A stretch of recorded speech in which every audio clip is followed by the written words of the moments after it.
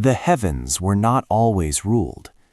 Before the golden palaces, before the thunder of divine drums, before the stars obeyed a single throne, there was silence. A silence so ancient that even time had not yet learned how to move. From that endless darkness, chaos gave birth to gods.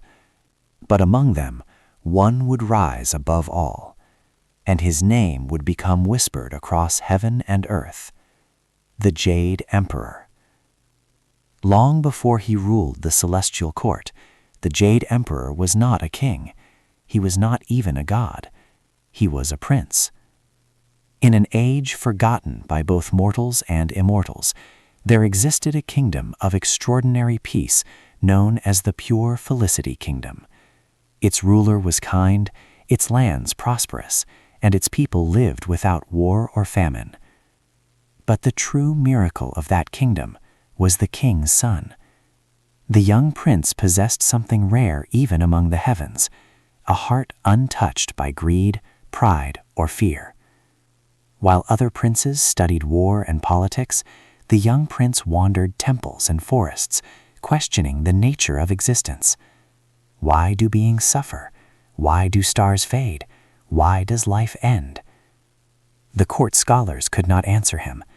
The priests gave him stories, but the prince wanted truth, and truth, as he would learn, is rarely meant to be found. One night, beneath a sky drowned in stars, the prince encountered a wandering sage. The old man appeared from the shadows of a mountain path, his robe tattered, his eyes glowing with a strange, ancient calm. The prince bowed respectfully. "Master," he asked, "tell me how the universe truly works." The sage studied him for a long moment. Then he spoke words that would change the fate of heaven forever. "The universe," the sage said quietly, "is governed by balance, but balance requires guardians." The prince frowned. "Where are these guardians?" The sage smiled faintly. "They are not born," he said. "They are made."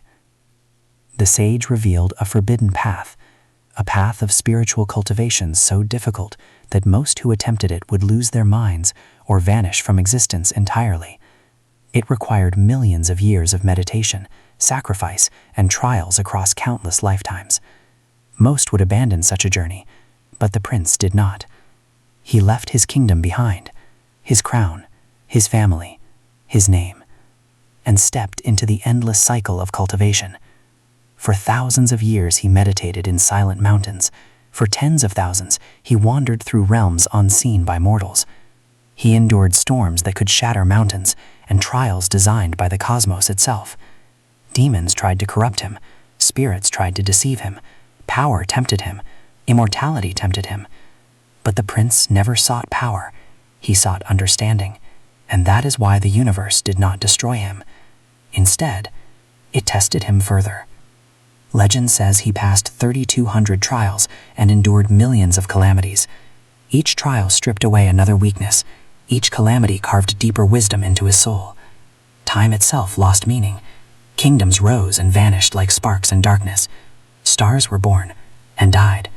Still he continued, until finally, the heavens themselves began to tremble. In the deepest chamber of the celestial realm, ancient forces awakened. The gods gathered. Dragons circled the clouds. The immortals whispered in disbelief, because someone, something, was approaching a level of enlightenment unseen since the creation of the universe. The former prince had reached the final gate, the golden Tao. Lightning split the sky. A storm unlike any before it descended from the highest heavens. This was no ordinary storm. It was the judgment of heaven, the last test. If he failed, his soul would be erased forever. If he survived, he would become something greater than a god. For 9 days the storm raged. Thunder that could destroy worlds struck him again and again. Mountains shattered, rivers evaporated, reality itself twisted beneath the divine pressure. Yet the prince did not fight the storm. He simply stood, unmoving, accepting it, understanding it, becoming part of it. And when the 9th day ended, the storm vanished, the clouds parted, and the heavens bowed. From the ashes of the storm rose a new being. unshakable, infinite. The universe had found its guardian. The former prince ascended the celestial throne and became ruler of heaven, earth, and the countless realms between. From that moment forward, all divine courts answered to one name, Yu Huang, the Jade Emperor. But power does not bring peace, not even to heaven, for the Jade Emperor now carried the burden of ruling everything that existed. Gods, demons, spirits, mortals. Balance had to be maintained, even when it required judgment, even when it required destruction, because the Jade Emperor understood something few others ever would. Creation and chaos are always fighting, and if no one sits upon the throne, the universe falls into darkness.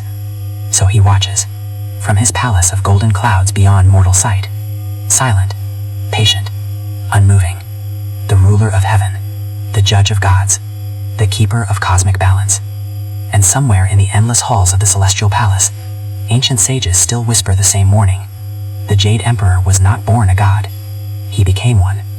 And if one mortal could ascend to rule the heavens, who might rise next?